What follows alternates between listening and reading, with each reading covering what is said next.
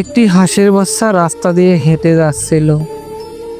অমনি সময়ে একটি বাইক এসে ঠাস করে হাঁসের বাচ্চার পাটি ভেঙে দিল এবং বাইকটি চলে গেল। প্রতিমধ্যে একটি বিড়াল ওই ঘটনাটি দেখে ফেলল এবং হাঁসের বাচ্চাটিকে বিড়াল সেভ করার চেষ্টা করলো এবং বিড়ালটি হাঁসের বাচ্চাটিকে নিয়ে অনেক যত্ন করে চিকিৎসা করে সুস্থ করে তুলল। সুস্থ করে তোলার পর বিড়ালটি যখন তার গন্তব্যে যাওয়া শুরু করছিল, অমনি সময় ঈগল এসে বিড়ালটিকে নিয়ে গেল আকাশের উপরে।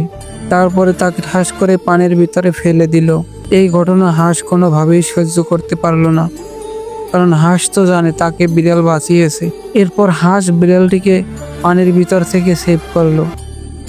তারপর হাঁসের বাচ্চা এবং বিড়াল খুব ভালো বন্ধুত্ব হলো। এর থেকে আমরা একটাই শিক্ষা পেলাম, কাউকে ছোট করে দেখার সুযোগ নাই। সবার জন্য সবাই। আল্লাহর সকল সৃষ্টি সুন্দর এবং সকলকেই কাজে লাগে কোনো না কোনো ক্ষেত্রে।